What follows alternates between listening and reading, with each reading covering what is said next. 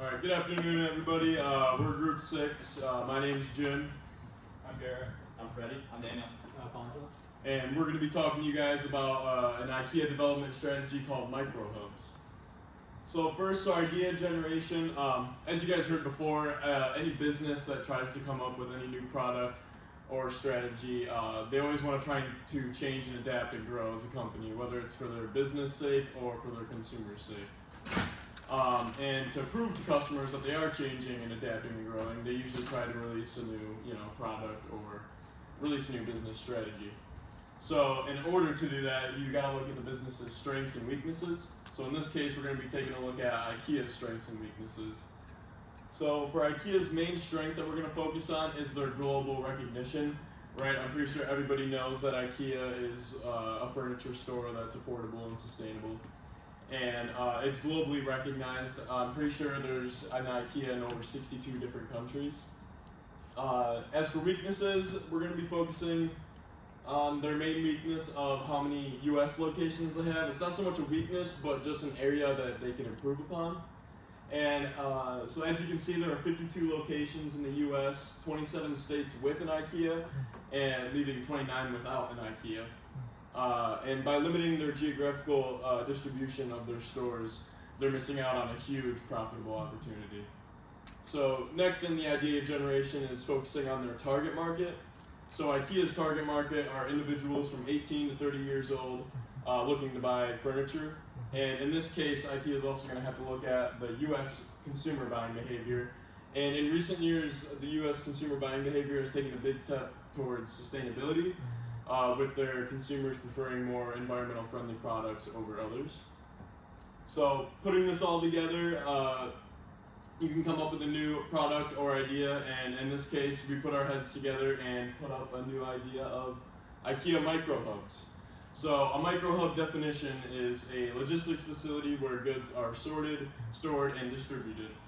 In this case, the IKEA micro hub will act as a pickup center, a showroom, and basically represent what a normal IKEA would look like, just on a smaller scale. It'll have everything that a normal IKEA has, like furniture, decorations, and they would even have delivery vehicles. And they'd be located preferably near college towns, urban cities, and populated cities in order to hit their target market. And these micro hubs will be stored or located in empty retail stores, malls, and strip malls. And then here's just a little graph to show you guys how a micro hub would work. So the big yellow square is going to be the main big IKEA store, and the little red dots are going to be the micro hubs, and each square represents a different city. So the goods will first be distributed to this yellow square, the big companies, and then they would deliver each of their products to each different micro hub. And then from there, each micro hub can then deliver their products and stuff to community members around them. Moving on to research. The key research topics that we're going to be over is the distance between IKEA and consumers, how IKEA will increase their outreach and recognition, and then we're also going to look at competitor research with some examples and key differences, and also the logistics between the distribution. So with research, the first thing we did was a survey. We surveyed 30 people around NMU and also some family members of us with how close is the nearest IKEA. So from northern Michigan, there are two close ones, not really close as you can tell. In Michigan, it is almost a 7-hour drive to Canton, which who wants to drive 7 hours to pick up a shelf? And then if you want to go the Wisconsin route, it is almost a 5-hour drive. So between the 30 people we had surveyed, the average drive time was about 4.5 hours, which is a lot of driving to just pick up a shelf or a couch or whatever. And then with the same 30 people, we also asked, have you even ever been to an IKEA? 11 have never been, and 2 even hadn't even heard of it, which we thought was kind of crazy. But with micro hubs, that will shorten the distance between people and the places, so more people will know about IKEA, and it's closer to go to. They're not driving 4.5 hours instead of driving an hour down the road, which is reasonable. Alright, so next we're getting into competitor research. So Amazon, which is a large industry competitor of IKEA in the furniture market, already has a similar feature to the micro hubs. They call this their last mile warehouse center. So this is a localized distribution center. It doesn't have the same effect of acting as a showroom or a shopping center that the micro hubs would have. It doesn't even allow for pickup. They are simply a small scale distribution center that work together with their larger national and regional distribution centers. So then further into the distribution research, the way that the last mile warehouses work is they keep the highest demand products like on hand immediately. This is for things that are bought repeatedly or in high demand, and then also they're like regional products. So the distribution centers closer to maybe a coast will have like more swim trunks, flip flops, things like that. So this is like kind of customized to the area to cut down on shipping from like the main warehouses. And then because they're also a smaller localized warehouse, they're usually placed closer to urban centers, which allows for faster shipping routes. So instead of having a big huge box truck come hundreds of miles from a larger distribution center and come through this tight small city, smaller shipping trucks like normal sized box trucks are sent out from these smaller warehouses to distribute things faster and have more efficient routes. And moving on to planning.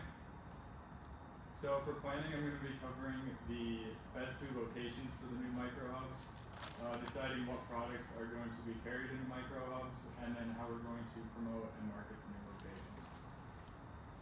So starting with the locations, our main focus, like James said earlier, is to implement these micro hubs around college cities or just urban areas in general. So some examples could be Michigan State, or even here in Marquette would be a good place for a micro hub. And then with the malls, we're looking for vacant lots that have an accessible loading dock.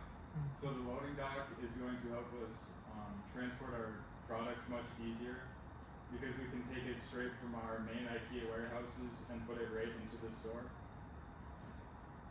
And then for the in-store products, we're aiming to maximize the amount of products within the store we can carry. So obviously these are going to be smaller scale stores. So the products that we're going to be displaying are going to be the best selling items, which should increase profit because we don't have products in the back that just aren't being sold, so they're just sitting there. And then also creating sets of items that go together. So for example, a desk and a chair would go together, and a coffee table and a couch. And that is the Billy bookcase, which is IKEA's top seller of all time, which would be a product that is implemented into the microphones. And then finally with promotion, it's primarily going to be through digital marketing, as that is where we will reach our target market the most efficient way, as it is 20 to 30 year olds. And advertising new locations on billboards. I don't know about you guys, but whenever I'm driving through a city and I see a billboard, I'm going to read it pretty much every time. So it would be a good way to advertise new locations. And then finally, in-store discounts for new opening locations. So these would just be like temporary discounts for the in-store items for new stores that we're opening to attract new consumers and increase the likelihood of them buying one of our products. And then finally, this is a map of all of the IKEAs that are currently in the United States, all of these little orange markers. So I just added a few examples of places that IKEA could implement these. So for example, there's no IKEAs around New Orleans, so we would implement one here in Oklahoma City, and then in Iowa as well. Would be good places to implement micro hubs. Alrighty. So next up is the prototyping. So when making the prototypes, we did have to keep in mind that we are going to be buying slots in like places like malls. So we're not exactly going to have full say over the shape and size of these new storefronts.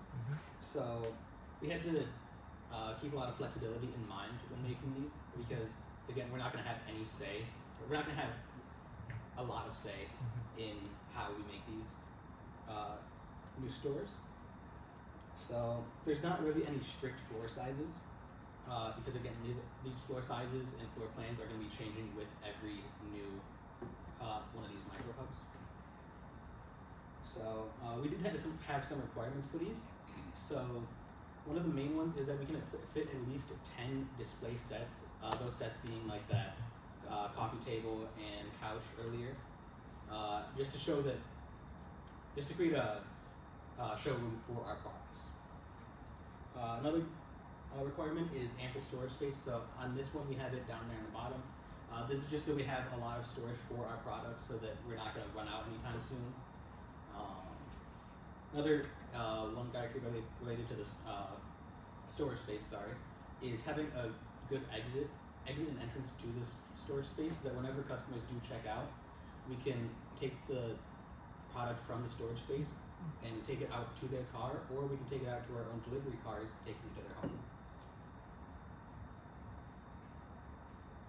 So as shown in these models, we're going to be sticking to the IKEA floor plan of having the customers go directly through the entire store, stopping at every single display before finally checking out.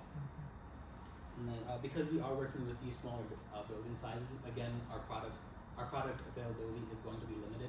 So we're going to have to keep it down to those bestseller products, just to reduce the time that they spend in storage. And then again, we're going to be needing to choose locations that have easy access to the storage rooms, just because we want to make the checkout process as easy as possible and as less stressful on the customer as possible. And then, so with this, we essentially created just a smaller IKEA that could fit down compacted into these smaller store sizes. So with this finished example here, we have essentially an idealized version of what we want. We have the path going through the entire store, a lot of display sets to show the items that we have, as well as the storage space in the back with easy access. Thanks for listening and watching. Do you guys have any questions or concerns?